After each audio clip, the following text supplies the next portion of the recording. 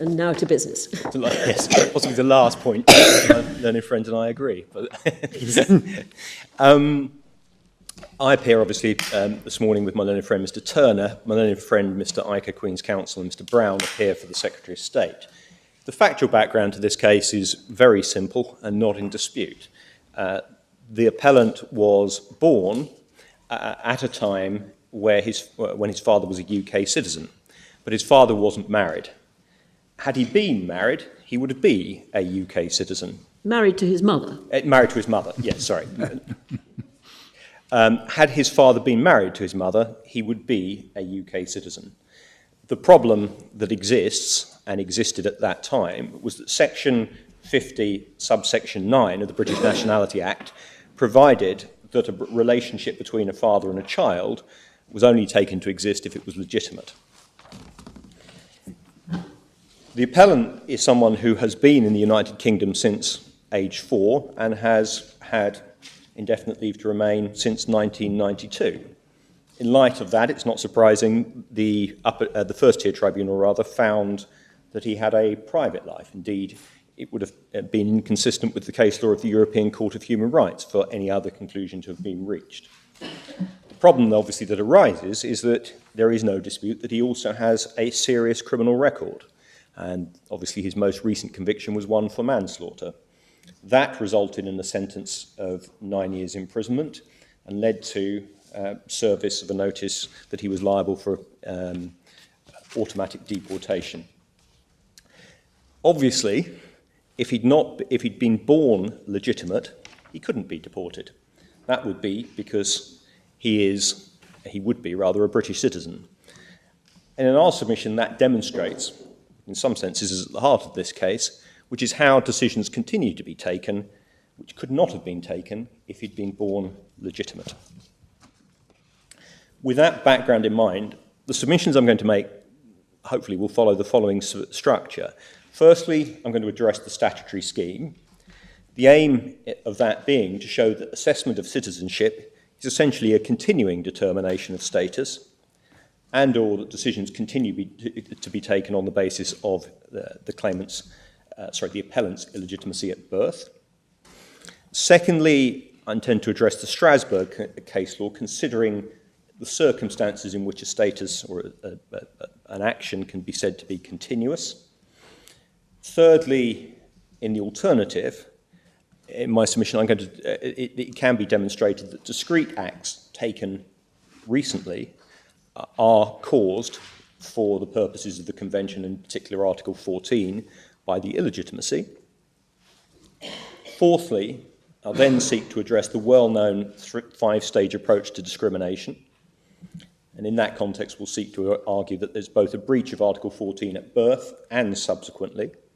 But I should add, in some senses, if my primary arguments are right, what happened at birth and whether that was a breach of Article 14 may not matter, because we're looking at the current situation in my submission. Fifth, I'll then look at the temporal limits on the Human Rights Act. Sixth, look at why we submit a declaration of incompatibility is required. And seventh, we'll address the clearly unfounded certificate in Article 8. And how many of your arguments would be just the same whether or not your client were a serious criminal facing deportation, but was a perfectly blameless individual who had been similarly born, similarly lived here all his life, but wanted something else out of government? With possibly one exception, the arguments would be the same. The only exception to that would be that obviously our fallback, if we're wrong about this being a continuing state of affairs, is that there are discrete decisions that engage Article 14. And one of those discrete decisions obviously is the deportation order, which, if the appellant had led a blameless life, was a decision that would not have been taken. So I accept that that issue couldn't arise, but everything else. The other point I would accept, of course, is that although the arguments would be identical, there would be a route by which he could obtain citizenship, which would be the provisions now contained in Section 65 of the Immigration Act 2014. But is it conceivable that Article 14 might arise in other contexts. I mean, it doesn't have to arise solely in relation to deportation, does it? No, I'm not suggesting it does. And we identified, for example, the Goldsmith Review that sets out a whole range of rights that flow from citizenship. And so, and that's one sense why we say this is a continuing state of affairs, because citizenship is a status that confers a whole range of rights. And in reality, what the state is doing constantly is assessing who are its citizens and who are not its citizens. It wouldn't perhaps use that language, but it is doing that because it needs to decide who is entitled to various rights. If you go to Heathrow... In other words, there is the potential for Article 14 discrimination by virtue of the circumstance that the appellant is not treated as a citizen. Exactly, my lord. In all manner of contexts. Exactly. I mean, it just happens to arise in this context because he's deemed to be a foreign criminal exactly, my lord. attracting automatic deportation. I'm very anxious that we should not approach this case on the basis that it's a problem that only applies in the context in which it applies to your client. Fairly obvious reasons. But an obvious example will be somebody who wasn't actually in this country, but had he been born to married parents, he'll be automatically entitled to come to this country without a visa. Yes. And somebody who is seeking entry clearance or a visa or whatever, depending on where he's coming from and in what circumstances, that's the biggest category, probably, of people to whom this question is important. Well, and my lady, of course, the appellant could have potentially fallen into that category had it not been for the fact that his father brought him here at the age of 4. But that, in some senses, is a fact that's irrelevant, other than the fact it means he has private life in the United Kingdom.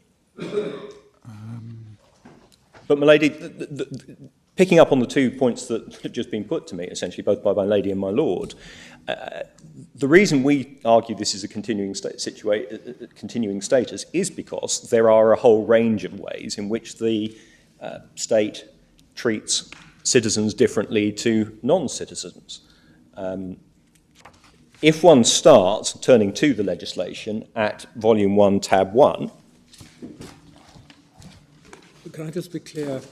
To come before the court, you have to be the victim of an act or proposed act by a public authority which is incompatible with convention rights. Yes.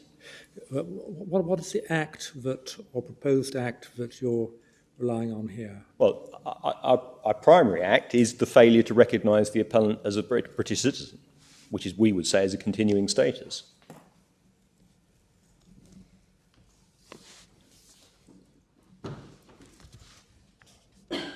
And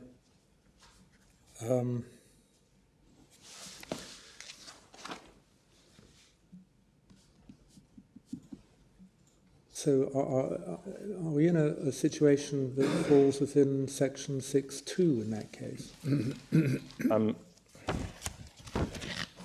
In the sense that, yes. I mean, that's why we've suggested a declaration of incompatibility, because our basic point is that if one looks at Section 50, the way in which the British Nationality Act operates is that the historic provisions continue to apply in the context of someone such as the appellant who was born before the cut-off date, which, if I remember rightly, is the 1st of July 2006, I think.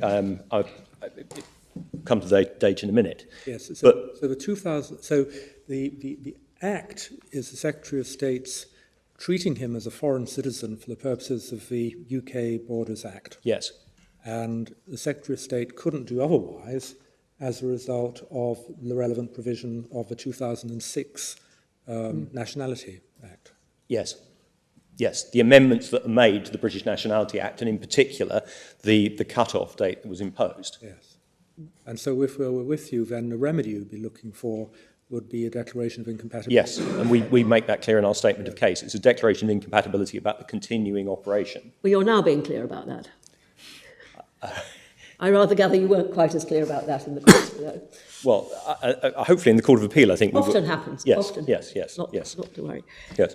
But of course you go on from that, as I understand it, and you'll tell me if I'm wrong. Yes.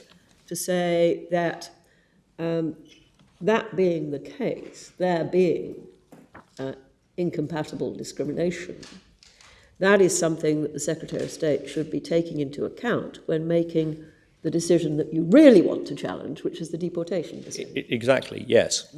And that's because historically, in that context, in terms of Article 8, historic, not just in a criminal context, in any context where Article 8 has essentially been engaged, the Court of Appeal has recognised historic injustice, to use the language rather of the Court of Appeal, is a relevant factor in the context of proportionality. And that assumes that she has a discretion in relation to the deportation. And she clearly does, in my submission. And so, in addition to a declaration of incompatibility in Yes. respect of the legislation, Yes. you'll also then be seeking The the quashing of the certification of your human rights claim as clearly unfounded under Section 94(2). Yes. Yes.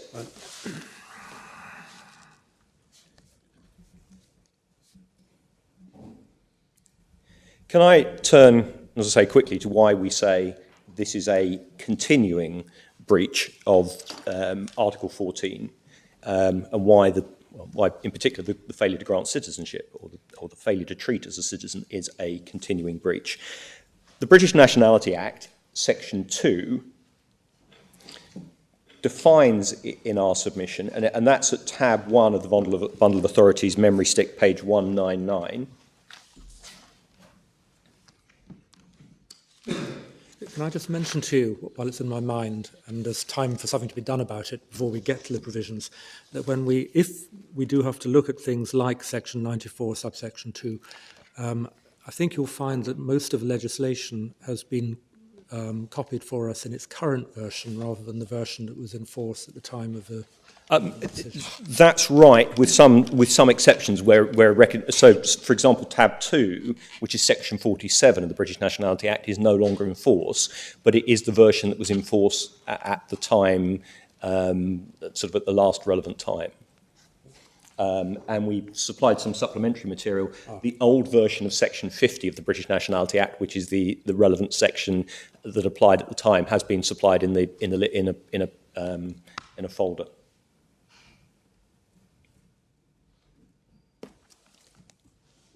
So we're looking at Section 2. Section 2 in our submission, what that does in our submission is it defines who at any one point in time is a British citizen. It does that by their status at birth, but it is looking at the current situation. That's demonstrated by the word shall. It's also in our submission consistent with other aspects of the British Nationality Act. For example, in the appellant's case, Section 47 continues to apply. Although that's now been repealed, as I just indicated, because of the transition provisions, Section 47 continues to apply. So if the appellant's father and mother were to marry, he would become a British citizen from the date of marriage. And the reason why is because Section 47 says that from the date of marriage, someone is treated for the purposes of the Act as if they had been born legitimate. And so in our submission, what that demonstrates is that Section 2 is a provision which essentially determines nationality at any point in time. Otherwise, Section 47 would have no meaning. Consistent with that also is Section 65 of the Immigration Act 2014. Section 65 is the provision that allows someone in the appellant's position to register as a British citizen. That provision, again, recognises that citizenship is a continuing status because it allows someone to obtain citizenship. The problem, obviously, that arises in this case is that there is a good character requirement attached to it.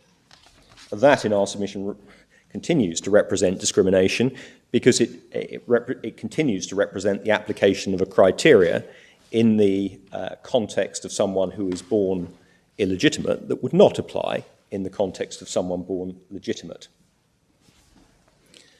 Should be noted that the reason for the Section 65 amendment, as we note in our statement of case, and I think this isn't in dispute, is because the government recognised that there had been a historic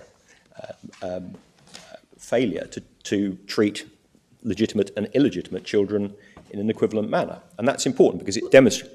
We've been told that. Yes. Ever since the Law Commission started working on illegitimacy in the 1970s. Yes. The government had been told that this was discriminatory, but the Law Commission didn't feel able to do anything about it because they thought that was a matter for government rather than for straightforward lawyers' law reform. But Yes. been clear ever since the first working paper, I think, certainly the first report and the second report, etc. Well, it also, of course, was recognised, as the case law makes clear, in Europe in 1975 with the with the Brussels Convention. Plus marks in Belgium. Plus marks in Belgium, based on which relied heavily on the Brussels Convention. But the reason I draw attention to that is that what one sees is Parliament recognising that there is continued injustice, essentially, and still trying to address that with Section 65, but doing it, we submit, in a manner that still represents discrimination, because it's the application of a criteria to those born illegitimate that would not apply in this context. Further indications of the fact that citizenship is a continuing status can be found in Section 40 of the British Nationality Act. I'm not sure we need to go to it, which contains the provision allowing for deprivation of citizenship, demonstrating essentially that it isn't a once and for all status. Well, in what circumstances can people be deprived? It essentially, it's where that's conducive to the public good, but as one... It's not everybody who can be deprived of it. No. It's also... Certainly people who've acquired it after birth who can be deprived of it. No, it's gone further than that. It's people who have dual citizenship. You can't be made stateless. And of course, Parliament's has amended that further so that people who can obtain a further citizenship are potentially liable. Where do we find Section 40? Section 40 is in the... it's in tab 1, memory stick page 201.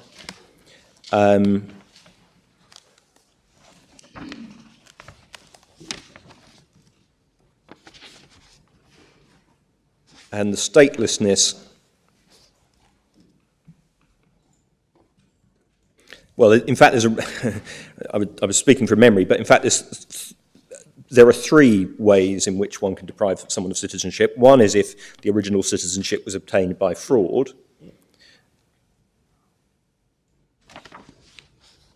One is if it's conducive to the public good and the person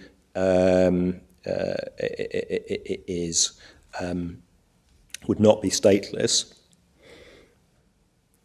But when considering that issue of statelessness, 4A makes it clear that you can deprive someone of citizenship essentially if there are grounds to believe someone could obtain a further citizenship. The critical point I'd make about that for these circumstances, for these purposes, is that demonstrates, again, essentially, that citizenship is regarded as a continuing status, the benefits of which can, albeit in relatively exceptional circumstances, be taken away. Well, it's obviously a continuing status. Yes. Well, quite obviously it's a continuing status. That doesn't, yes, otherwise we would all of us be feeling a little bit bereft. It's the nature of the status, I think, that it is continuing. Well, the nature of the state, I mean, I was going to go on. The reason why, I mean... It's not a question of whether it's a continuing status, is it? It's a question of whether it's a continuing discrimination.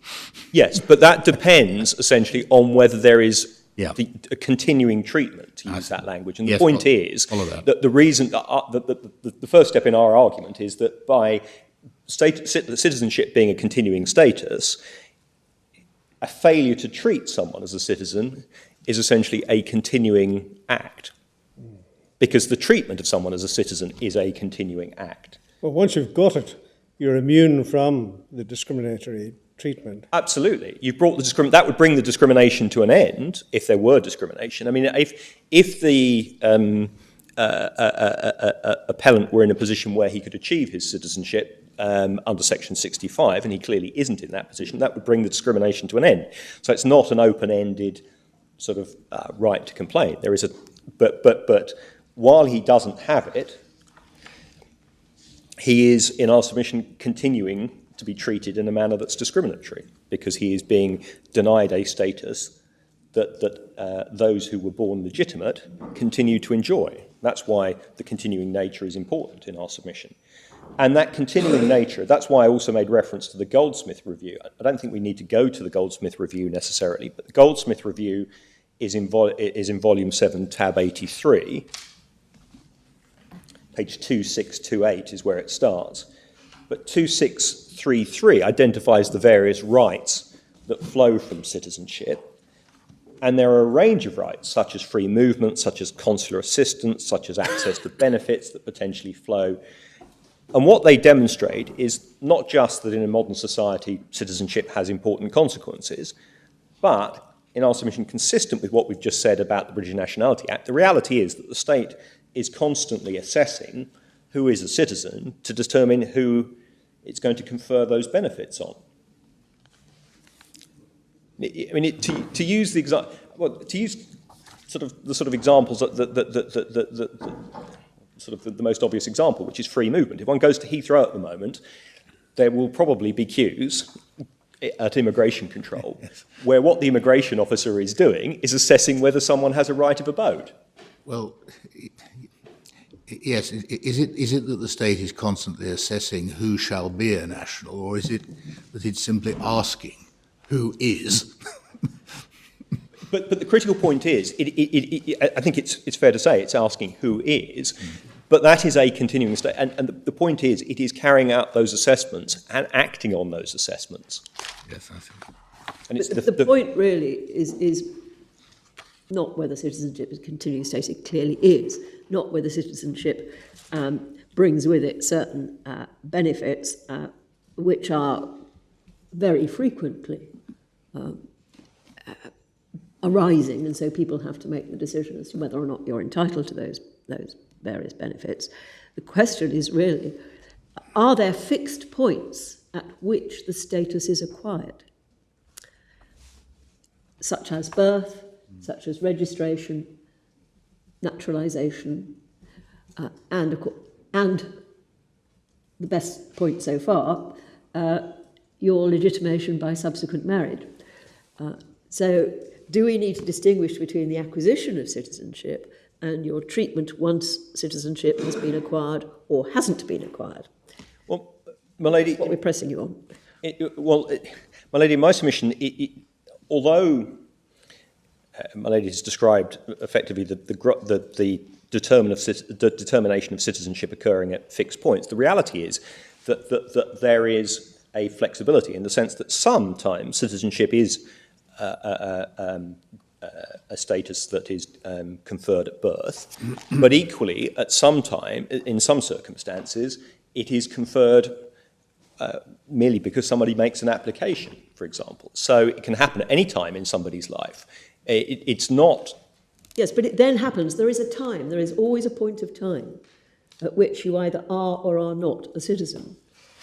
When you're born, when it's not enough to have applied, your application has to be accepted and processed. When your application is accepted and processed, then there was a point where you weren't a citizen, and then there's a point when you are a citizen. But that's true, but the reality is that in my submission, the way in which the state treats someone such as the appellant is can be described as effectively a continuing situation, because the state has established rules as to who can be granted citizenship at any one point in time, and those rules prevent the appellant obtaining that citizenship. They prevent him obtaining it because they include the good character requirement. And that's what stops him making an application at this point in time. So the state is continuing to, in circumstances where ultimately it's for the state to decide who is and who is not a citizen, fundamentally, if the law were different, there would be no reason why the state couldn't, at any particular point in time, decide that the appellant was a citizen. The reason why it can't is because the law says these are the criteria that apply. He doesn't meet those criteria, but those criteria wouldn't apply to him if he'd been born legitimate. And that's why, in my submission, it's properly regarded as a... Now, I accept that feeds into Strasbourg case law that is perhaps not as clear as it might be. And I'm not going to pretend that it is that there is a very clear line drawn in the Strasbourg case law. What in my submission ultimately one can see from the cases is that there is a distinction drawn between legislation which essentially authorises the state to take a series of actions which continue to interfere with somebody's rights, and legislation which has an immediate one-off effect. As I say, that line may be sometimes difficult to be clear about, but in my submission, the case law, particularly Couric, supports that line. For example, it may be worth going to volume 6 of Bundle of Authorities. One of the early cases where continuing status was considered was Norris. Tab, please, Mr. Tab 71. 71. Memory stick 2341.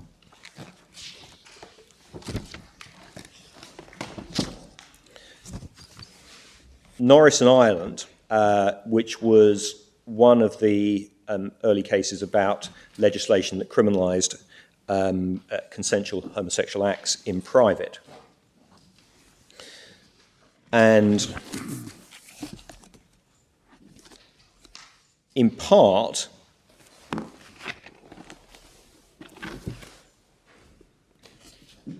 the government argued that on the facts of the case, the fact that there was legislation criminalising homosexual acts was not a violation because the applicant in that case had been able to maintain his public life side by side with his private life.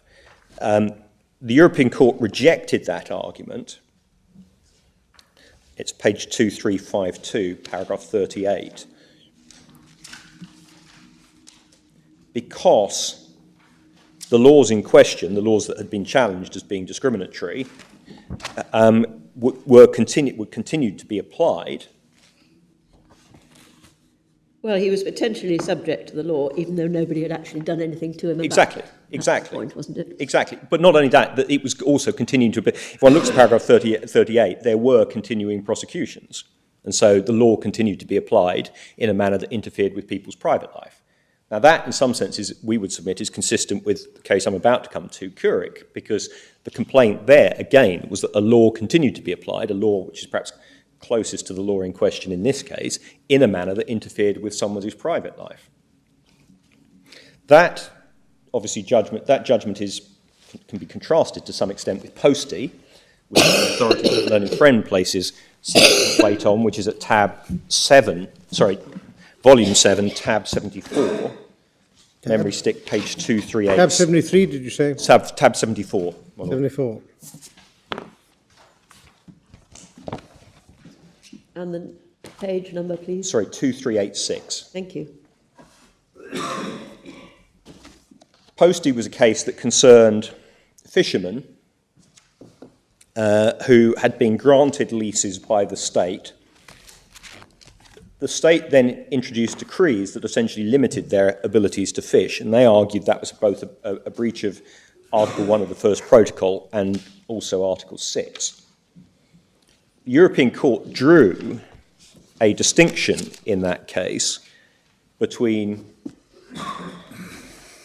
a continuing situation and discrete events. but they described a continuing situation as continuous activities by and on the part of the state that render the applicants victims. Now, one can see why, applying that language, Norris was regarded as a continuing situation, because the state continued to enforce a law that interfered with the private life of those who were at risk of prosecution.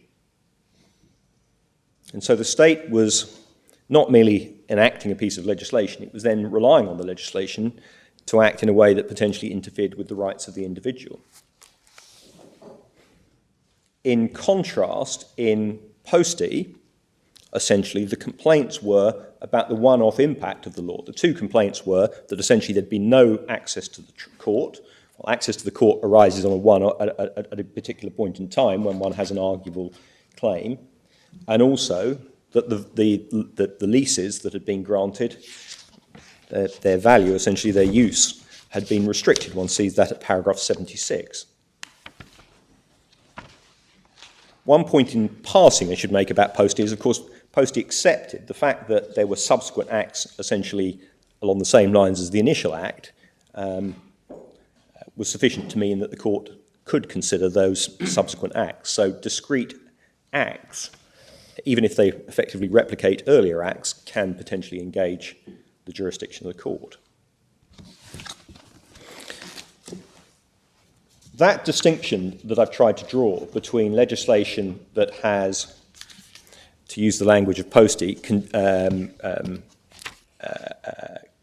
that results rather in continuous activities by the state, it was, in my submission, effectively at the heart of Couric. Couric, in our submission, is the case that is closest on the facts. Just before you leave Posty, could I just see where in the judgment do you get your proposition about continuity? The continuity, sorry, it's paragraph 39. 39. That's where they refer to how the concept of continuous state situation rather refers to a state of affairs which operates by continuous activities by or on the part of the state to render the applicants victims. Thank you. And they distinguish that on the facts of Posty by saying here it was specific events that were the issue.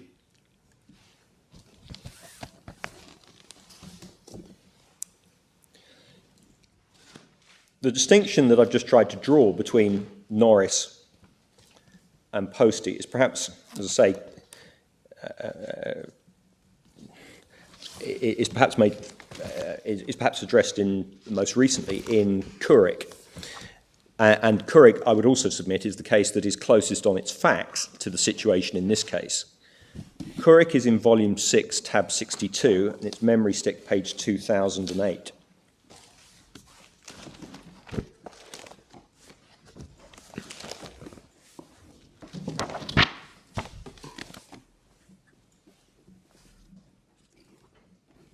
Now, the background to Couric is that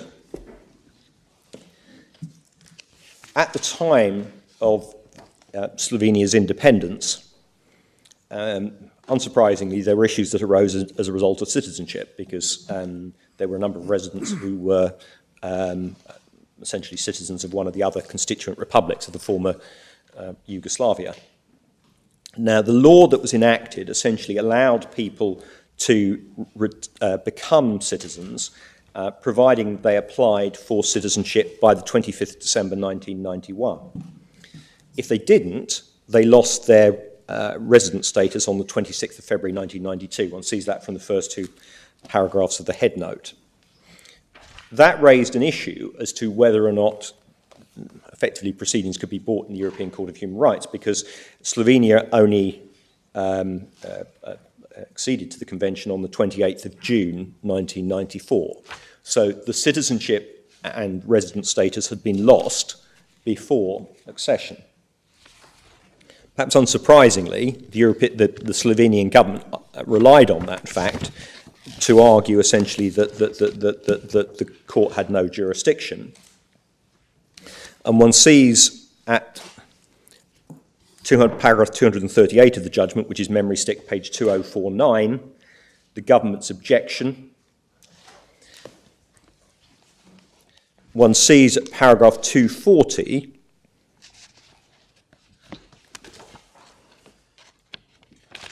the Chamber's rejection, a summary of the Chamber's rejection of that argument.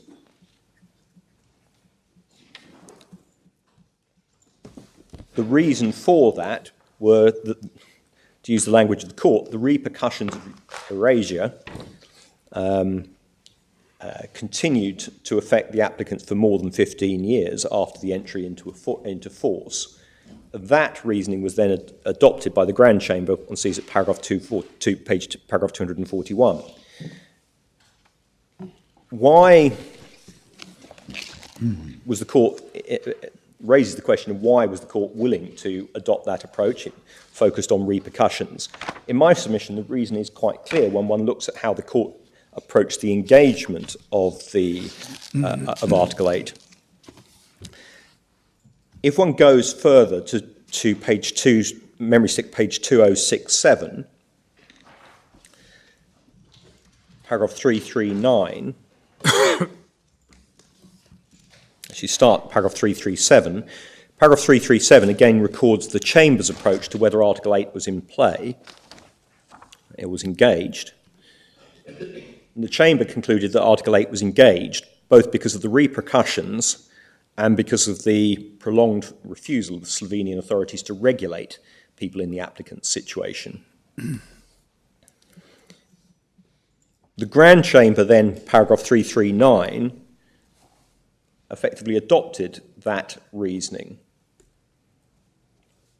And so what in my submission the European Court Grand Chamber is saying, which in my submission is consistent with the appellant's submissions, is this is a situation where the status of the applicants predated the entry into force of the European Convention, but following the entry into force, Slovenia still had a legislative scheme that required the applicants to be treated as though they were not citizens of Slovenia, indeed had no residence rights, and that continued to interfere with their Article 8 rights.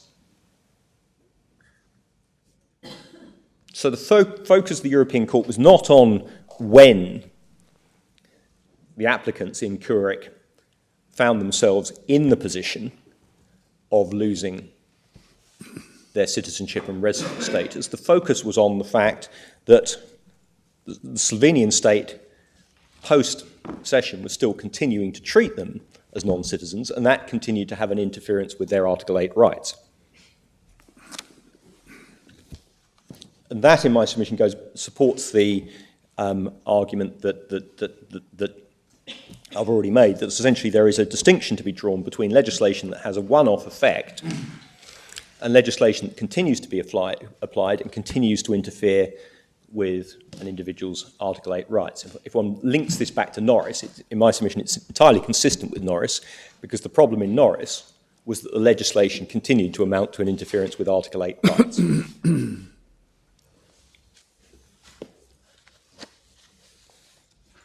when one comes to look at Genovese in this case, in my opinion, the reason why Article 8 is engaged in these circumstances demonstrates that essentially the continuing refusal to recognise the appellant as a citizen continues effectively to interfere with his Article 8 rights. The interference with Article 8 is not a one-off event. Should add, the submissions I've just made are consistent with an authority we identified over the weekend that we've handed up in the bundle of authorities. I won't particularly take the court to it, but it's the Valiantanos case, which looks at the issue of civil unions, and at paragraph 54 again treated effectively the failure to recognise civil unions entered into by same-sex couples as a continuing violation. In our submission, again consistent with the idea that there's a continuing interference with Article 8, and so the legislation has continuing effect.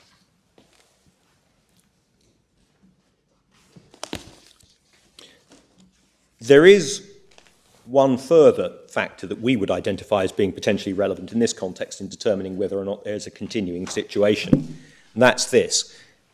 The approach of the Court of Appeal essentially was to say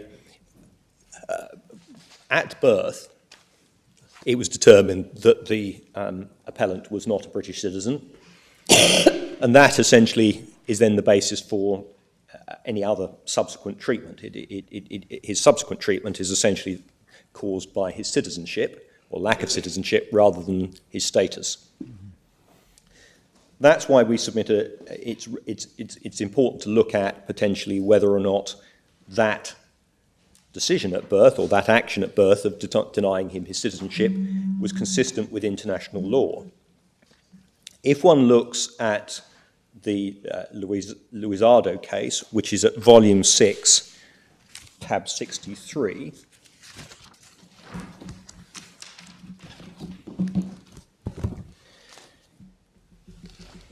the issue in that case was a complaint about access to land that had been occupied by the Turkish government in 1974. It was Northern Cypriot land. Page? Sorry, my lady. It's memory stick page 2092. Thank you. The government argued that the land essentially had been lost well before Turkey's accession to the European Convention, and in particular it had been lost as a result of the Northern Cypriot constitution, which had been entered into in 1985.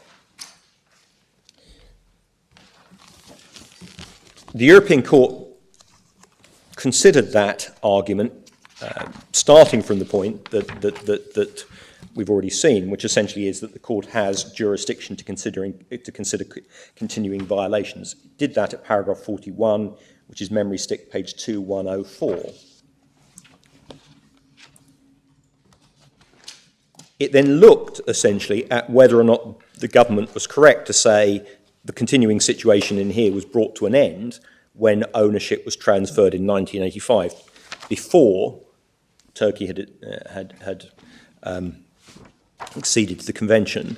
And it rejected that argument, one sees, particularly at paragraph 43 and 44, on the basis that that loss of ownership was not consistent with international law. And so, in my submission, what that demonstrates is that an apparently supervening act, which might be said to justify the current treatment, is not an act that can be relied upon if it's contrary to international law. And that's important in this context because we would say, at birth, the denial of citizenship is it was contrary to the European Convention, and that suggests, in our submission, that the continuing status can't be based on that decision at birth.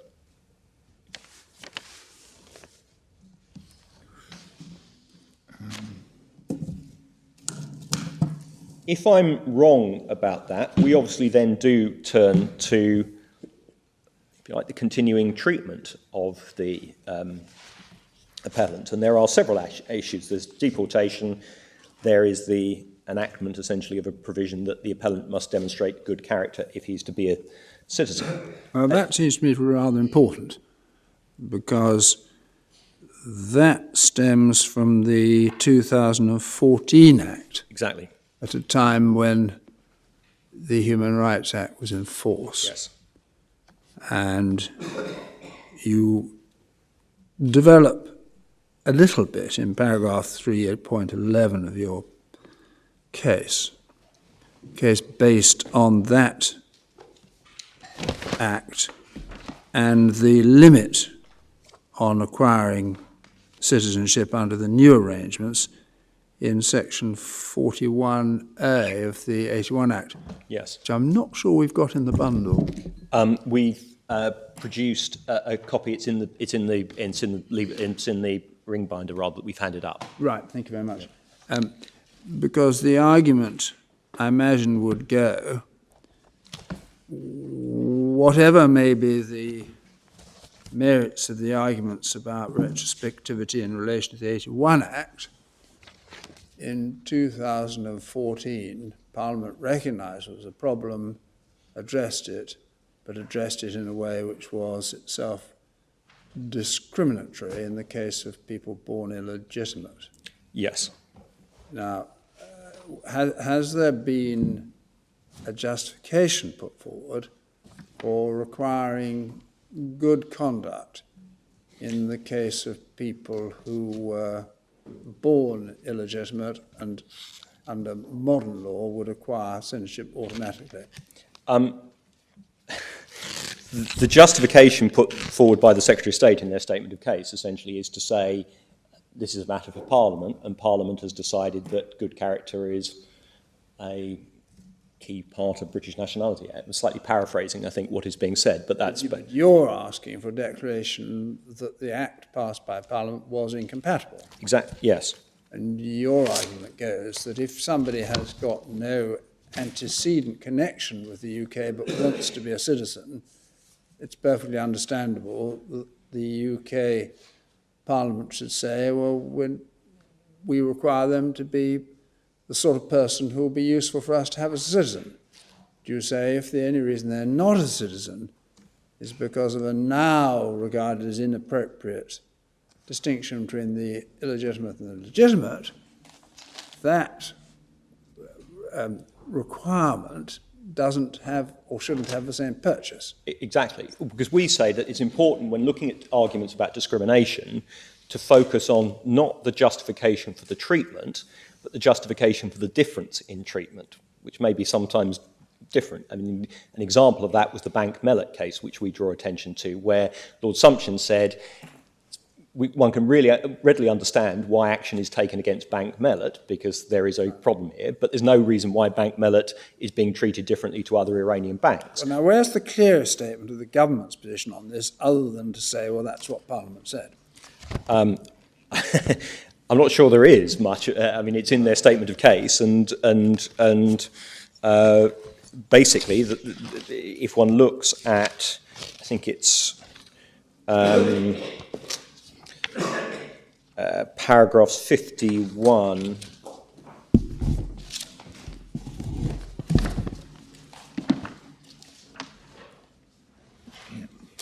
Particularly paragraph 63. Well, particularly paragraph 63. It's to say essentially that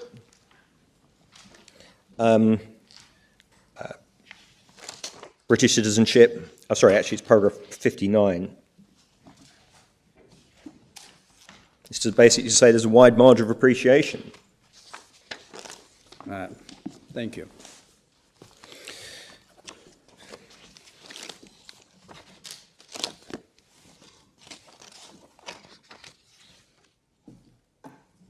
Can I just go back? Where I was I was arguing effectively that the European Court has recognised that discrete decisions, which might form part of a series of decisions, each have to comply with the convention. We've already seen in Posty, perhaps more on how that's the case, because there were 3 decrees, 2 of which were challenged in time, and the court considered the compatibility of those 2 degrees with the convention. Perhaps a more telling example is the Fabrice case, which is at tab 5, paragraph 53. And Fabrice was one of a number of cases about the property rights of persons born illegitimate. It's memory stick page 1844. And as the head note makes clear, there were a series of dates where effectively decisions were taken in relation to the division of property. The latest decision probably was in 1994, when the death of the mother occurred, and the applicant was informed that his share of the property was reduced on the basis of his illegitimacy. The approach of the European Court, though, was not to focus on those dates when concluding whether or not there was a violation. It was to look at the subsequent litigation, which essentially took place between 1998 and 2007. And it looked at that litigation, one sees at paragraph 69, and recognised that this was an area where effectively there had been developments in terms of social attitudes, in terms of the attitudes of society, and looked essentially at the attitudes applicable or the developments applicable during the course of the litigation. And so one sees in my submission there the European Court essentially recognising that there were a number of stages in the decision-making that resulted in Mr. Fabrice being denied property that he would otherwise have achieved, and that when looking at those, it was legitimate to look at different stages, look at the litigation, and apply the standards potentially applicable when the litigation was determined.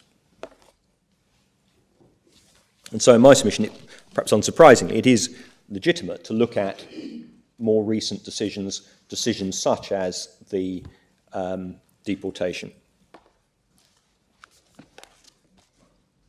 One other point worth noting, because it slightly, on rereading Fabrice and looking at our statement of case, I realised that having said we could find no example of the but-for test being applied, Fabrice, in fact, is an example of a case where the but-for test was applied. If one goes to paragraph 52 of the court's judgment,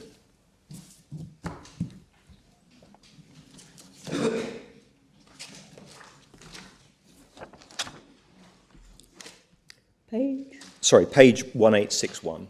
Thank you. It's the second half of paragraph 52.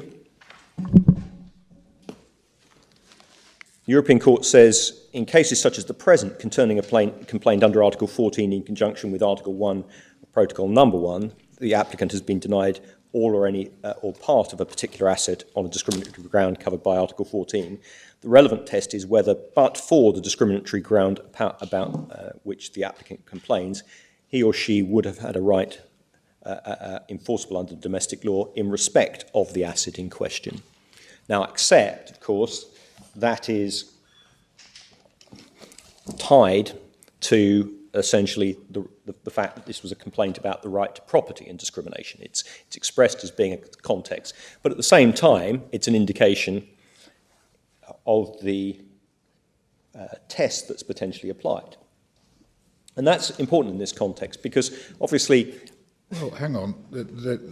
Don't they say in 52 that in that case it was the only ground yes, for but denial of the inheritance?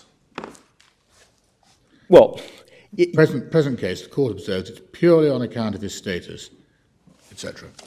yes, I accept that on the facts, the but-for test wasn't... But they're using... It's the second half where they use the language, where they explain the test they're applying to those facts, and they use the language of but-for. Ah. Well, this is where we come back to the thing that we were talking about earlier, whether the complaint is not citizen or whether the complaint is deportation. Exactly. Well... The deportation is obviously caused by several factors. Yes. Whereas the lack of citizenship is caused by one factor and one factor alone. Yes. But it's where, I mean, where we come to this, Subject to, I know what Mr. Ike is going to say, but his father didn't put things right, so... Yes. But I mean, where we come to this, obviously, is that if our basic position is that this is a continuing status and it is a continuing situation. It's a continuing situation based on one factor and one factor alone. Where we come to this is if I'm having to rely on individual discrete decisions that were taken, and I accept it's in particular in the context of deportation, and what is the test there that's applicable. And that's where the issue of causation potentially arises, because as my lady says, I accept, of course, there are a range of factors. I've struggled from the beginning, I'm afraid, Mr. Sally, I know I'm a bit slow, to see what the causation of the deportation has got to do with anything. Well, because he would not have been deported had he been a British national. End of story. But he would not have been deported had he been born legitimate. That's what obviously the judge at first instance found, and we submit correctly. And that it goes. The reason why this is potentially relevant in my submission is that if we go, if instead of my primary position, one can't regard this as a continuing breach case. And obviously my primary position is this is a continuing breach case because it's a continuing interference with Article 8 rights. But if I'm wrong about that, one then needs to look at the fact that there are discrete decisions, effectively. Now, there was a discrete decision at birth, but obviously that has a problem because it was before the Human Rights Act was enacted. There are further discrete decisions. There is the enactment of Section 65, but there is also the deportation decision. And the question then arises is that sufficiently related to the illegitimate status at birth? Now, I accept, as again the first instance judge, Mr. Justice Dingerman's made clear, that there are a number of factors that cause the deportation. There is the fact he was convicted of an offence, there is the fact he never obtained British citizenship, and there is the fact that he was born illegitimate at birth. If one applies a but-for test, each of those factors is one that caused the treatment. And obviously the judge at first instance applied a but-for test. Yeah. Well, and that, I mean, another point that might be made is that when the Secretary of State, at the time when the Secretary of State made the deportation, made the decision that Section 32(5) applied, yes, which is the appealable decision, the effect of which was obviously to interfere with Article 8 rights. Her treatment of the appellant, as we said earlier, of the appellant as a foreign citizen was incumbent upon her. She had no alternative but to do that, but that was because of the effect of not only the 1981 Act, but the amendments made in 2006 to address the situation of people whose parents weren't married, which only removed the discrimination in respect of children born after a cut-off date, and the appellant was born before that date. And so you might focus on that legislation and say, well, that legislation was incompatible with Article 14 read with Article 8. Well, my Lord, rather, there are clearly, if I'm wrong about this being a continuing state of affairs, there are a whole series of decisions, effectively, that lead us to the position we're in now. And although the 2014 Act wasn't in force at that time, the appellant could, in principle, have sought to be treated as, could have applied for British nationality under Section 3, I think, of the 1981 Act, but the policy being applied at that time restricted the grant of such applications to people who were of good character. Yes. And that takes us straight to the point that Lord Toulson raised. Yes, I mean the good character requirement is now a statutory requirement, but it's been a long established feature of the Secretary of State's policy. It's not a sort of novel thing that was enacted first in the 2014. But that all of this, in my submission, points to effectively this being a continuing state of effect, where there's a continuing interference with Article 8. All I come back to is that if I'm wrong about that, and there are discrete decisions, one ends up having to look at whether or not there's sufficient link between the illegitimate status and the decision to make a deportation order for it to... You accept that your entire argument hinges on your first being able to establish an entitlement to a declaration of incompatibility between part of the statutory scheme and the Convention? Yes, I need to demonstrate that there's incompatibility between... Yes. And in a sense, your easier target is the 2014 Act, because you don't have problems of historicity about it. Yes. If you succeed that far, then are you able to meet the argument where the Home Secretary was obliged to do as she did in making a decision to deport, by saying no, she wasn't, under the Section 33 exception about contravention of human rights? The declaration of incompatibility would be a determination that his rights would be wrongly interfered with. Well, we've taken, I think, a slightly more nuanced approach. we've recognised that inherent in the idea of a declaration of incompatibility is that effectively the statute requires him to be treated in a manner that's not compliant with Article 14, which is why, in some senses, in terms of the certificate, the focus is on Article 8. But equally, in an Article 8 context, the fact that there has been illegality in our submission weighs very significantly in the proportionality balance, and that's why the certificate in our submission should be set aside. And so, the certificate, if the certificate's set aside, there would then be an appeal as to whether or not deportation was compatible with human rights. But as Lady Hill may emphasise from the outset, and we've been commenting periodically, the 1981 Act, and more particularly the 2014 Act, aren't concerned with deportation, they're concerned with citizenship. Now, if the provisions about citizenship in the 2014 Act were incompatible because unlawfully discriminatory, then when you come to look at the impact in terms of deportation, you ask the question, was the Home Secretary nevertheless obliged to do what she did?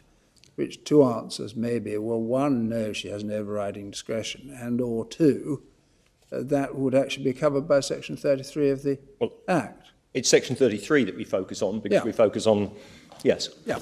So that's the structure. Yes, yes. Well, can I just query that? This is judicial review of a decision taken by the Secretary of State in 2012. Yes.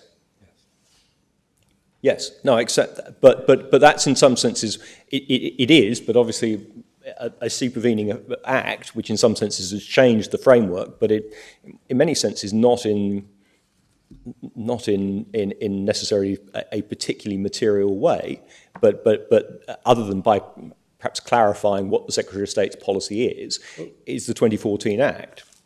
Yeah, in a way, it might be easier for you to challenge what was a policy until it was given statutory effect in 2014. Well, yes, although I think the difficulty would I mean, the reason why we've always focused on the Declaration of Incompatibility is essentially that the right of somebody born legitimate essentially was an automatic right. You automatically obtained your citizenship. The right of somebody born illegitimate, there never was a right, and it was always dependent on the Secretary of State's discretion. And to convert that discretion into a duty in our submission would have been going too far, which is why we've always focused on a Declaration of Incompatibility, because the basic problem in this case is that you can't convert under the legislation what was always at most a discretion into an obligation. Am I right in thinking the Home Secretary did review her decision post the 2014 Act? I'm not sure that there's any indication she did. Right, because, I mean, if, in a sense, the short answer to the case is one ignores the 2014 Act because we're only looking at a 2012 decision, I mean, the logical consequence would be that your client would then ask the Home Secretary to reconsider in the light of the new law, and after a sufficient interval of time, we'd be back here to look at it. Well, yes. I mean, in my submission, it wouldn't be a sensible way of proceeding because it's quite clear that the good character. I mean, one of the reasons for not asking the Secretary of State to look at it is the good character requirement is clear, and nobody sensibly could suggest that the good character requirement doesn't act as a bar to citizenship on the facts of this case. That really would be reading the legislation too far. I'm really suggesting to you that while it may be right that you can't rely on the 2014 Act in itself to challenge a 2012 decision, we nevertheless, having grasped the issues, are going to have to go a little bit beyond that, whether by the route that Lord Reid is suggesting that actually it may be advantageous to you to blank out the 2014 Act, or by your saying, well, everybody's got the Act before them, and we've really got to look at what the current position is in relation to your client.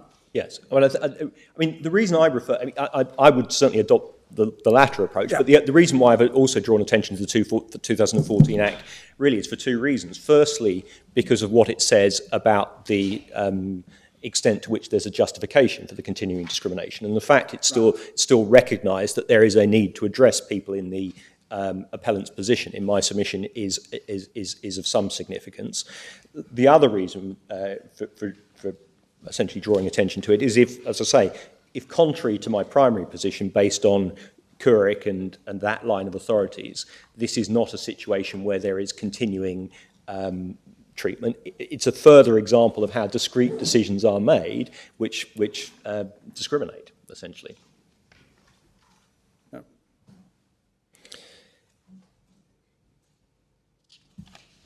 Can I then move on, just in terms of the causation issue, and I'll go through, given time, I'll go through this relatively quickly. The starting point in our submission in terms of the causation for Article 14 is, as is well known, in the 5 questions identified in S and other case law, which determine whether or not there's been a breach of Article 14. The important point about those questions is that those questions unsurprisingly recognise that one matter that needs to be established if a breach of Article 14 is going to be demonstrated is that the treatment that's complained about is disproportionate to the legitimate aim. Now that implicitly in our submission recognises that in many Article 14 cases there will be more than one reason for the decision. There will be a legitimate reason and there will be a reason that brings Article 14 into play. To use an example, and it's an example of which the House of Lords considered in the case of Clift, if one were to introduce a scheme that discriminates in relation to early release against men or women, that might be said to have the legitimate aim of trying to focus resources on a group who were said to pose higher risk. And so there would be, in part, a cause that was said to be derived from the need to manage risk. But it clearly would also bring Article 14 into play, in fact, almost certainly would violate Article 14, because it would be treatment that discriminated against one gender. And so, in my submission, it's quite clear that if Article 14 is to have any meaning, essentially it has to be recognised that essentially treatment may have more than one cause. And that's inherent in the structure and the 5 questions. And that's consistent also with the approach that's been adopted in relation to indirect discrimination. If one looks at the DH case as the Grand Chamber's sort of guidance on indirect discrimination, which is at volume 5, tab 50, memory stick page 1702.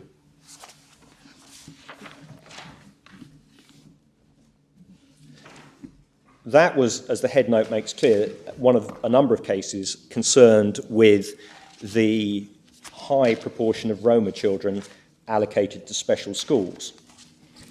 Now, the argument essentially was that on behalf of the government, and one sees that at paragraph 147, was that race had not played a role in selection of who was sent to a special school. It was to do with race-neutral criteria, or rather it's the product of race-neutral criteria. European Court's judgment rejects essentially that argument, and it does so, in my submission, primarily because of what is said at paragraph 175, which is 1760.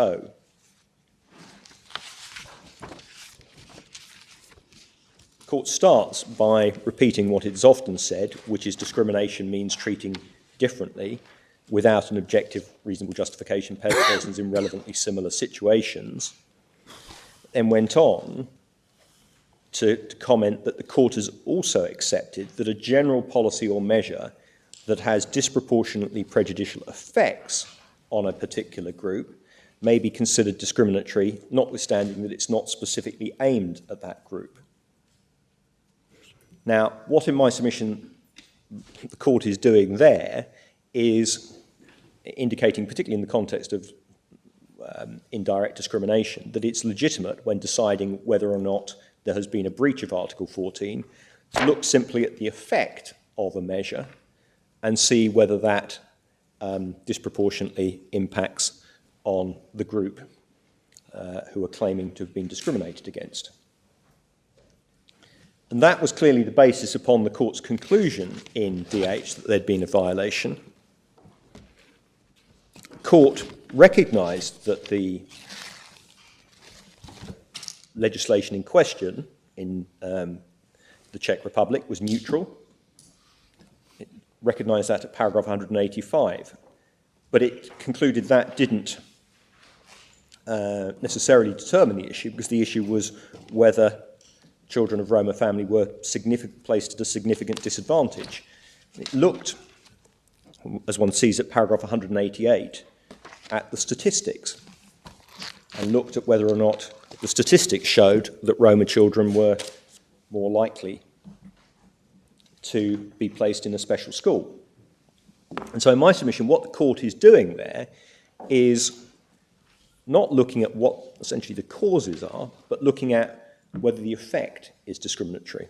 That does suggest a broader approach to discrimination, and certainly was adopted by the Court of Appeal in this case. But we're not looking at indirect discrimination. We're not. We're looking at the directest of direct discriminations. No. Well, except in the context, again, of the deportation. I come back to the deportation. The deportation, the Secretary of State would say, is aimed at managing risk.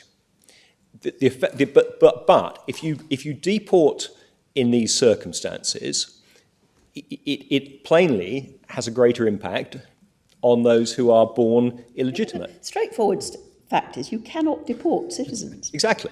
But that immediately has an impact. However risky they are. Exactly. That's the point. Exactly. Exactly. But that immediately, that has a greater effect. It has a substantially greater effect on those who are born illegitimate, potentially. Well, if you've got discrimination, you have an effect on those who are discriminated against, obviously. Yes. Yes.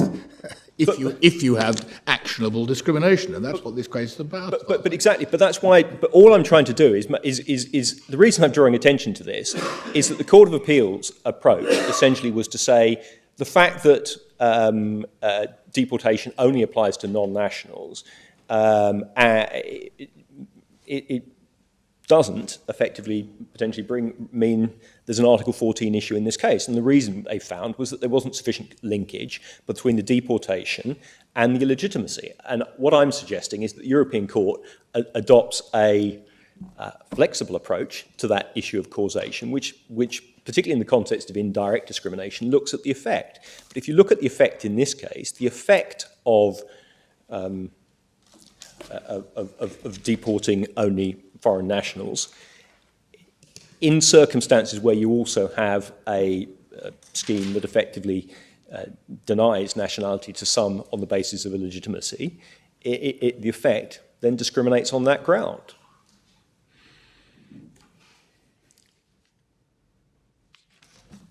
I'll move on, just pausing and noting, we've also drawn attention in our case to the fact that but-for essentially has a history in domestic discrimination legislation, in domestic case law regarding legislation, and we again submit that. Well, you rehearse the well-known authorities.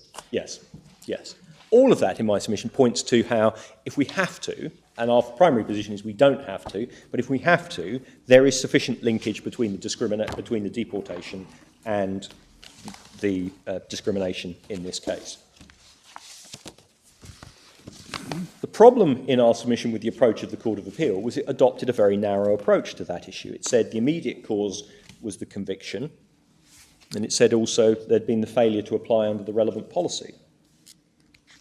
In terms of the immediate cause, in our submission there is no case law that supports the approach that one has to focus on the immediate cause. The problem with the immediate cause is, as I've already indicated, if one were to have a system of early release where one discriminated on the grounds of gender or race, one could say the immediate cause of that system, of the application of that system from a prisoner's point of view, was the fact they'd been convicted. But it clearly wouldn't prevent an argument based on discrimination. It would be wholly objectionable to have such a system. And in our submission, the reason why, in part, one shouldn't focus merely on effectively the immediate cause is because what it does is it confuses 2 points, and it goes back to a point I've already made, which is that when looking at discrimination, the critical issue is the justification for the difference in treatment. Looking at the immediate cause, looking at the conviction as being the justification for the deportation, is looking at the cause for the treatment. It's not looking at the cause for the difference in treatment.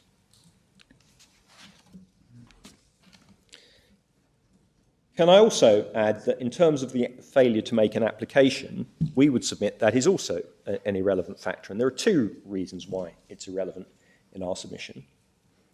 Firstly, the fact that there needed to be an application was in fact a further example of the difference in treatment. If one looks at the policy, which was recorded in the judgment of Mr. Justice Dingemans at paragraph 22, memory stick page 122, an application had to be made before the age of 18, and it had to be supported by somebody's parents. Now, if you're born legitimate, one didn't need one's parents to do anything. Indeed, most people's parents probably just don't think about citizenship, one would expect. And so one sees that the policy itself in our submission was discriminatory because it continued to apply additional restrictions.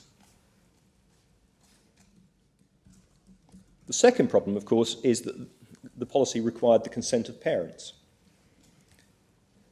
It's consistent with common sense that if one's looking at a policy governing under 18s, one quite often relies on parents to make applications and to advance matters. If the parents don't do that in our submission, as was recognised in ZH, the child can't be blamed for that in our submission. So neither of those 2 points in our submission are an answer in terms of the causation. And so come back to the basic point that in our submission there is either here, and that's our primary point, continuing discrimination, or there are further discrete decisions amount to discrimination. A couple of points I should make if I'm right about those 2 points. Firstly, in some senses, if that's right, whether or not there was a breach of Article 14 at birth doesn't matter, because one's looking at the current situation, one's looking at current standards. The second point is, if I'm right about those arguments, the arguments that my learned friend advances about legal certainty in our submission are entirely irrelevant, because one's looking at the current standards, and the European Court has always accepted, essentially, that current standards apply to current treatment. So far, I've focused on whether or not there's a difference in treatment. From there, I need to move on to the 5 questions. The issues, as the Court will be well aware, are: do the facts fall within the ambit of a convention right? Is there a difference in treatment? Is it a difference on one or more of the prescribed grounds? Were the others in an analogous situation? Was the difference justified? Aren't we tick, tick, tick, tick, tick until we get to justification? Well, the only reason that, not quite, and the only reason I say not quite is because to the extent it is relevant, and it might be for Article 8, to consider whether or not there is a breach of Article 14 at the time of birth, and the Court of Appeal held there wasn't, ambit comes in potentially into play. I don't think there's any argument that ambit's in play now, but the approach of the Court of Appeal seemed to be that ambit wasn't, this wasn't within the ambit. Not in 1985. Not in 1985. So we have to look at... So we do need to look at ambit. The reason why I say the Court of Appeal appeared to deal with it in terms of, appeared to conclude rather there was no violation at birth on the basis of ambit, it is set out in the Court's judgment, paragraph 22, which is page 184.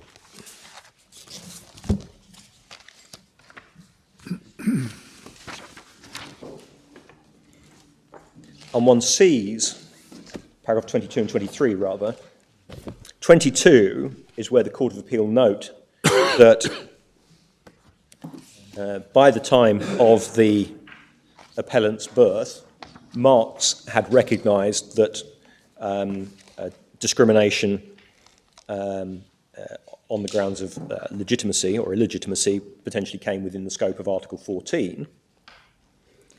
Yes, very strongly so. Of course, Marx is a very interesting case because it was all about the relationship between the child and the mother. It is, yes. The father didn't really come into it, as I recall. No, and that's Ince is where it then sort of Yes. broadens out potentially. Although interestingly, Ince, I may not be entirely right about the date, but if I remember the date correctly, it was about a distribution of property in 1974, and so the court was apparently applying the standards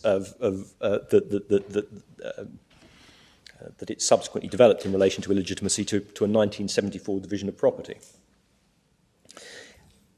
The reason, so the Court of Appeal recognised Marx, but it then relied on K and W to conclude that discrimination at birth wouldn't have been a breach of Article 14. Now, K and W is quite clearly concerned with ambit in my submission. If one goes to Volume 5 of the Bundle of Authorities, tab 60,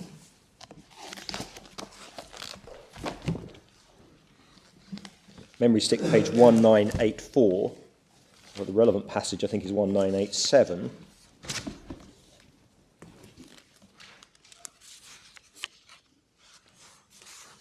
the Commission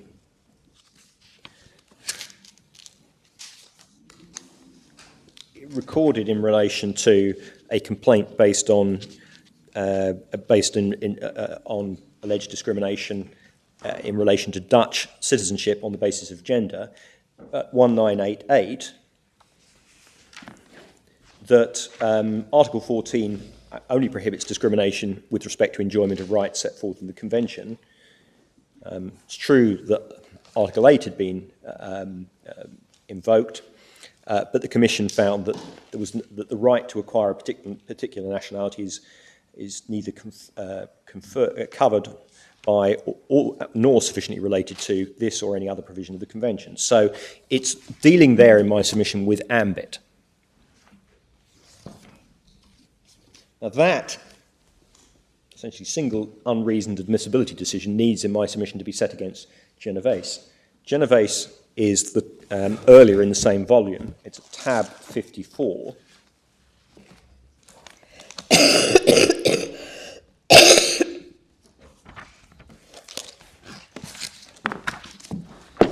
Paragraph 30 is where the court's consideration of this issue is really set out, or starts. Paragraph 30 is where the court indicates that Article 8 doesn't guarantee a right to acquire a particular nationality, but then goes on to qualify that by saying that arbitrary denial of citizenship may potentially raise an issue under Article 8. Now, it cites as authority for that another admissibility decision come to Karasev, 1999 admissibility decision.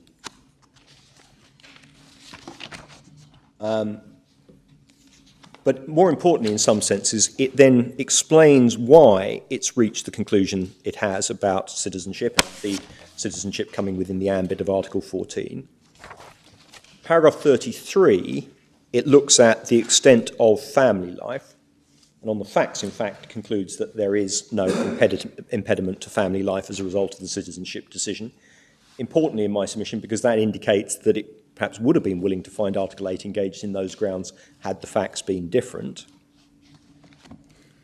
And that's important here because, of course, it was recognised by the first-tier tribunal that there were private life issues in effectively denying the appellant the right to remain in the United Kingdom. But even without those issues of family life, the court went on in paragraph 33 to recognise that the impact on, to use the language of the court, social identity was sufficient to bring Article 8 into play. Now, it's important, two things that one needs to note about that passage. Firstly, there's no suggestion anywhere in that passage that the court is applying current standards to develop its approach. That contrasts with the approach it adopts later when it looks at whether or not there is justification, where it's quite clearly indicating that there is a need to apply current standards. Unsurprisingly, because as the court has previously recognised, at the time the convention was entered into, discrimination on the basis of illegitimacy was widespread. So that's 44, is it? 43 and 44, yes. Yeah. Yeah. Secondly, what the court is purporting to do is apply well-established principles about the circumstances in which Article 8 is in play. I'll come back to that. It's obvious that if one denies someone, for example, the right to citizenship, that can have an impact on family life because it may mean someone can't maintain contact. And the court was looking at that on the facts. Now, we know in an immigration context it's well established that that sort of decision can have an impact. The court went on to explain in paragraph 34 why citizenship potentially came within the ambit of Article 14, and that, or Article 8 rather, in the context of Article 14. And it did that by identifying that although states essentially have a broad margin as to who they grant citizenship to, if they decide to grant citizenship, they must do it in a non-discriminatory manner. And in my submission, that's important. When one looks at some of the submissions my learned friend comes to about margins of appreciation, in my submission, one needs to remember the point that's being made in paragraph 34. Yeah. It's perfectly understandable that there should be a concern about the European Convention potentially determining who gets citizenship. Sort of whether or not citizenship, for example, should be passed by blood or whether it should be determined by place of birth, that is a matter for member states generally. It's very difficult to see how that would give rise to complaints.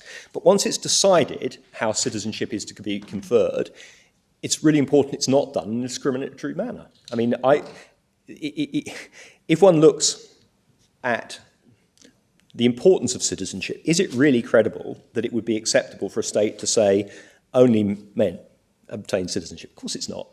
That would be completely incredible. The European Court would be horrified by such a scheme. But that demonstrates it must be within ambit. What if girls get their mothers' citizenship and boys get their fathers? Well, I would submit that probably well, the issue... Oh, yeah, either way, yes. Well, to approach, I mean, given what I'm looking at the moment is ambit, in my submission that clearly would still come within ambit, because that would be, it goes back to the issue of social identity, and should you be denied the opportunity to identify with your mother if you're a boy, or with your father if you're a girl, and it's an interference. Now, quite how the court would approach justification, I don't know. I suspect they would still approach it as being an area where there was a narrow margin of appreciation and would be very reluctant to find that system justified. But the critical issue at this stage is, would it regard it as something that required a justification? And in my submission, it clearly would, because it's saying something about social identity. It's saying that boys will be will have a closer identification with their father, and girls will have a closer identification with their mother. And that can't be right. We're on ambit, aren't we? Yes, we are on ambit. We are on ambit only at the moment. And by the time you get to Genovese in 2011, yes, the court is taking the view that citizenship falls within the ambit. absolutely. So that if you are going to have rules, whilst you can, in effect, form your own criteria, they mustn't offend Article 14. Yes. Now,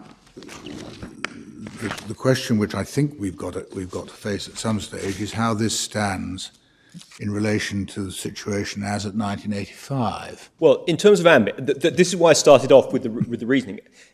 The reason why I've just highlighted the reasoning is that in my submission, the reasoning that I've just applied is reasoning which would be equally applicable in 1985. It's based on basic principles, the basic principles as to the circumstances in which Article 8 is engaged. Nothing in the court's reasoning suggests that there has been some sort of change of attitudes towards... Well, I wonder. That's quite a big question, isn't it? You've got page 1988 that you've given us from K&W. Yes. Which is that third paragraph down underneath the citation of Article 14, specifically on the combination of 8 and 14 in relation to nationality. Yes. And then you've got Genovese, what is it, 34 years later? Something like that. Anyway, yeah. Some years later, anyway. Yes. In which K&W is cited and relied on by the government at 27, page 1882. Yes. And have they dealt with it? Do they deal with it again after that, or do they simply Not as far- record that that was the government's? They record that's, as I say, they refer in their approach to AMBIT to Karasev, and I'll come back to Karasev and what that says. But they don't. I mean, But that's what they always do. If they've got an inconvenient earlier decision, Absolutely. they sometimes record that the government has relied on it and then simply ignore it thereafter. But it comes back to. I mean, I've in our statement of case we've If recognised. this were that- an English decision, there wouldn't be any problem because of the declaratory theory, but it isn't. It's a European decision. No, but I've identified in my statement of case that there are three possible explanations for this approach. One is that there is a factual distinction. It's not, and we've conceded that is not it's very difficult to say. I mean, there are slight factual distinctions, but they're not great. Genovese involved a bloodline, whereas K and W didn't. But we don't suggest that is the basis upon which. The other two are either it was decided that K and W was just wrongly decided, Yes. or that there was an approach, or that there was a development reflecting current standards. Yes. Now, the point we make, there are effectively 3 points we make to say that this is a case where, looked at objectively, the conclusion must be reached that effectively the European Court was saying K and W was wrongly decided. And there are 3 reasons we say that. Firstly, there is nothing in the European Court's judgment that says its approach to AMBIT reflected current standards. Okay. And the European Court, whatever else one may say about its reasoning, is pretty clear generally when it is developing its approach to reflect current standards. If one looks at the approach to illegitimacy, that's what it does. If one looks at the approach to transsexuals, which we've drawn attention to, that's what it does. If one looks at the approach to gay marriage, for example, another case that's being relative, that's what it says. It says we're adapting our approach rather to reflect current standards. In contrast, where it effectively decides that a commission decision is wrongly decided, it quite often just ignores it. And we cite in support of that Clayton and Tomlinson, who talk about that and about how commission decisions in some senses should be given less weight for that reason, as has been recognised. The second point we make is that if one looks at the reasoning of the European Court, which is, as I say, firstly, to look at whether or not this actually amounted to an interference with the family life, and in fact, on the facts, conclude it wasn't interference, but then look at social identity. They are concepts that the European Court has consistently applied over a significant period of time, and they're not concepts that it's adopted, again, in relation to changed social attitudes.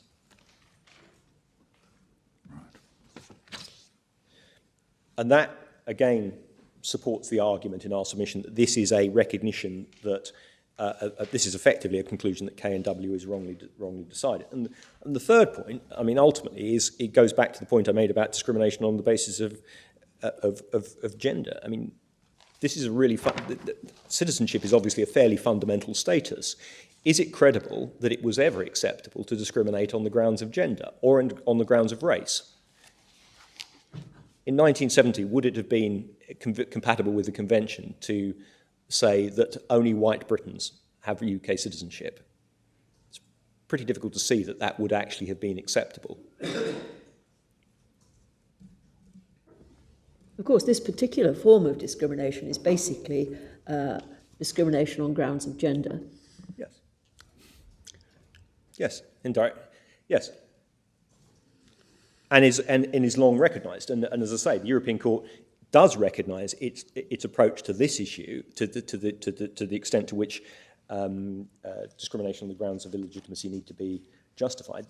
It does recognise its approach to that has changed, but that's not what K and W was concerned with. Can I just make one final point, which is that the European Court cites as authority for its approach to AMBIT as Karasev. Karasev is in the bundle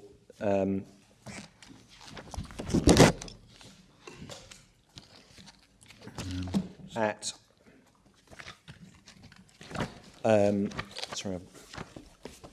61. 61, I think it is, yes. Yes, thank you, my lord. It's 111995. Karasef appears to be, certainly as far as we've been able to tell, the first time that the court raises the issue of arbitrary denial of citizenship, potentially raising an issue, does that at page 2004, right at the bottom of the page.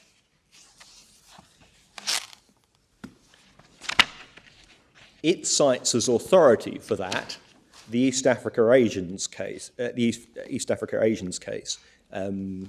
which obviously goes back to 1973. Having been through the East Africa Asians case, the East Africa Asian case is not directly about denial of citizenship, but what it is about is obviously immigration and the extent to which refusal of leave to enter essentially potentially engaged Article 8 in circumstances where it interfered with family life. So what the European Court appears to be doing in Karasef is recognising, perhaps unsurprisingly, that very similar issues arise in relation to citizenship as arise in relation to immigration status. So there is the European Court's own reasoning essentially seems to relate back ultimately to case law dating from 1973. Can I just go back to the Genovese, which again is tab 54, because there are two other issues that may be of some significance. Firstly, one point that arose in relation to Genovese was that actually the law had been amended, and had been amended in 2007. The European Court, paragraph 25, held that didn't prevent it considering the case, and that's because the domestic proceedings had been essentially about the situation up until the amendment of the legislation. That, in my submission, does again support the argument that the court regards this as a continuing situation, because it was willing to consider whether or not there had been a historic breach of Article 14 during a time where there had been an inability to obtain citizenship. That's consistent with what we said about Kurik in my submission, because Kurik demonstrates that a continuing interference with Article 8 is potentially a continuing situation, and the approach of the European Court in my submission at paragraph 33 and 34 does suggest that it is concerned about a continuing situation. The sorts of reasons it looks for to determine whether or not Article 8 is engaged are matters that are potentially continuing. The second point is that the European Court, as you just alluded to, did deal with justification, and it referred in paragraph 44 to the Ince judgment and the 1975 European Convention, demonstrating that although it was aware that standards had changed and there was a need to interpret in light of present-day conditions, the sorts of matters it was referring to had effectively been changes that had occurred some considerable time ago. And in light of those matters, it applied a very weighty reasons test.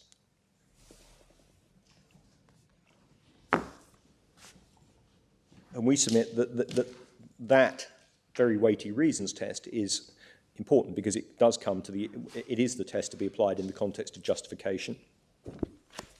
It goes back to the point I already made, which is that although states may enjoy a very wide margin in terms of granted citizenship, one area where the court recognises that there is a need for greater intervention is where discrimination is an issue.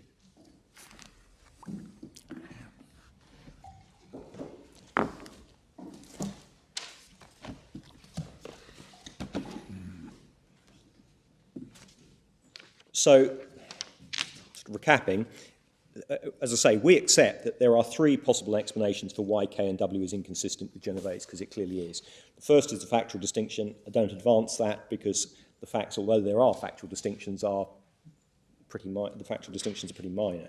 The second is K and W is wrongly decided, and in my submission that is the most likely explanation for the reasons I've already given. The third is that this is development in the standards of the European Court, But in my submission, that is not a likely explanation, because the court does repeatedly say, or make it clear rather, when standards are changing. It has done that in relation to its approach to illegitimacy. It's done that in its approach in other areas, such as I say, transsexuals.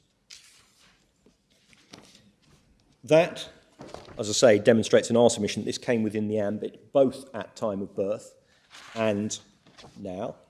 In some senses, it's only lesser significance whether it came within the ambit at time of birth if we're right about continuing situation, because if it's a continuing situation, it is clearly current standards that must apply. But it may be relevant to the Article 8 issues. Moving on from there to the next stage in the questions, the next question to be asked is whether or not the situation is analogous. In our submission, there's no reason to depart from the approach in Genovese, which was clearly to recognise that the situation was analogous. In Clift, which we don't need to go through, which was Volume 5, Tab 49, memory stick, page 1694, paragraph 66, the European Court made it clear that people who are in an analogous situation need not be in an identical position, they just need to be relevantly similar. And in our submission, it's quite plain that the two groups under consideration here are in a relevantly similar position. They have the same ties with the United Kingdom, they have the same interest in demonstrating a link to the country of that their father was a citizen of. There is no reason why, in our submission, they should be regarded as being anything other than an analogous situation. That then leads to justification. Justification, in our submission, in this context, requires very weighty reasons. Genovese applied that test. Ince, which we haven't been to, but may be worth going to, Volume 5, Tab 59, memory stick 1967, applied that test. Can I give you that reference again, please? Sorry, 1967 is the memory stick. And the tab number, please? Is Tab 59. Yeah.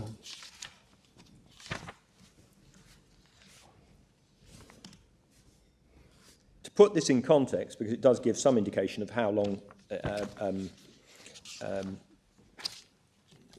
discrimination on the grounds of illegitimacy have been a concern. Although this was a judgment of the European Court in 1987, the property in issue was property that had been essentially distributed in 1975. One sees that page 396. And the European Court, page 406 of the report 1979 in the memory stick, paragraph 41, recognised halfway down the page in paragraph 41, was the last full paragraph within paragraph 41, that the Convention is a living instrument.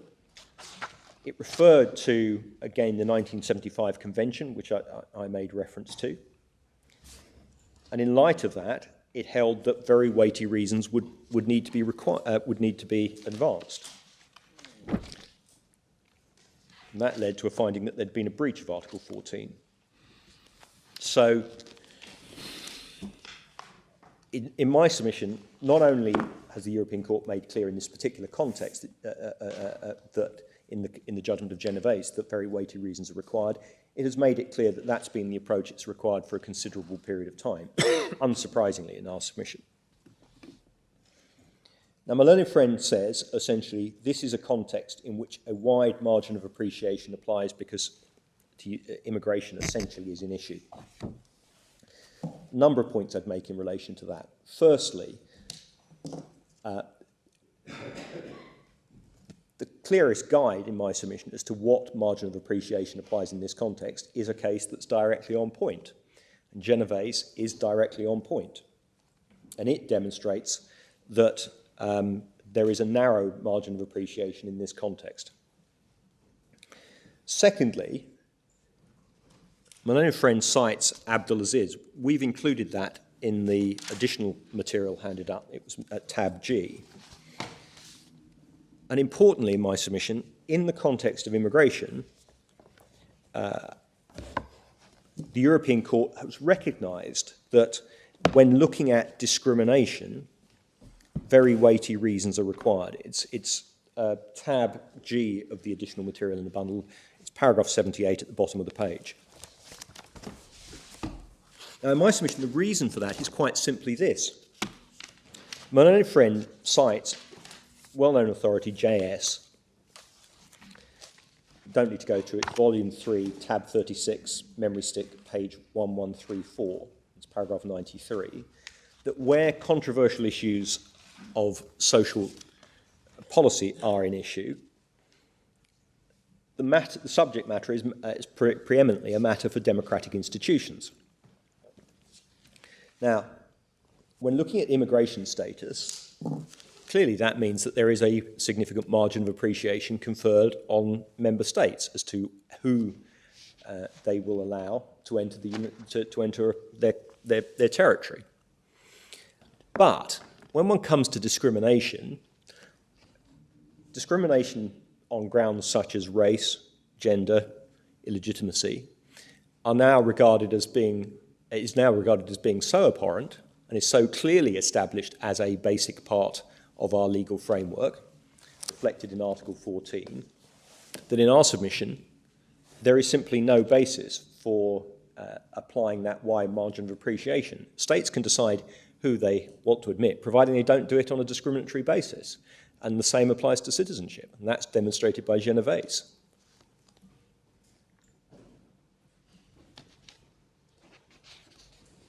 Linked to that, the Secretary of State has also argued that the importance of the issues means that Parliament enjoys a wide margin of appreciation. But in my submission, again, that is a flawed approach, because it depends, the importance of the issues may be a factor that weighs in favour of the government only enjoying a wide margin of appreciation, but not in the context of discrimination. If one looks at discrimination, it's particularly abhorrent for the state to discriminate in relation to important matters in our submission. If anything, the fact that these are matters of great weight weighs in our favour. Now, when one looks at the justification in our submission, the Secretary of State has ultimately identified no basis for discrimination. It's important, firstly, to recognise that the Secretary of State has taken steps to limit the discrimination.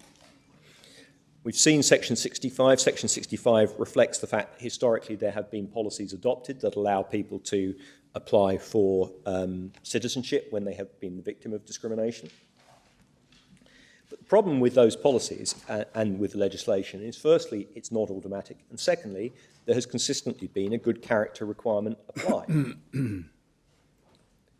Looking at the issue of whether or not the good character requirement can be justified, I go back to the point I've already made a couple of times, which is one needs to look at whether or not there's a justification for a difference in treatment.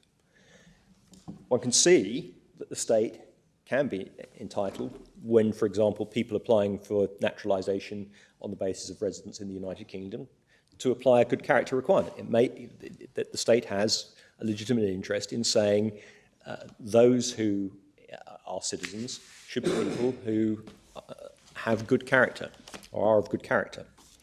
But where the state has decided that those who are born legitimate don't need to meet that requirement, there's no justification for the difference in treatment. As I say, it is important to focus on the difference in treatment. The second... You could have a rule, couldn't you, where all citizenship was discretionary? Yes. In the sense of nobody had a right to it, either by birth in the territory or by birth or by descent from citizen father, mother, grandfather, grandmother, or whatever. No, we'll decide who we want to have as our citizens. Yeah. Yes. You could have that. Yes. And it probably, I mean, the only restriction, in some sense, it goes back to the point about AMBIT, which is the only restriction sort of generally applied, which may explain why AMBIT is that the UN Human Rights Convention, as we pointed out, refers to states not states being prohibited from denying citizenship on an arbitrary basis. But other than that, there's a wide range of approaches to citizenship. The critical point is that there's a difference between having a justification for a requirement and having a justification for a discriminatory requirement. Well, especially when the difference in treatment depends on the adventitious circumstance that the father didn't take the steps to secure citizenship for the son. Yes. Yes. I mean, when you view it in that way, the justification for the difference in treatment becomes all the more difficult to understand. Absolutely, my lord. Absolutely, my lord. And this is someone who had there not been discrimination at that time, would have obtained would be a citizen. And oh yes, well that's the interior point. Yes.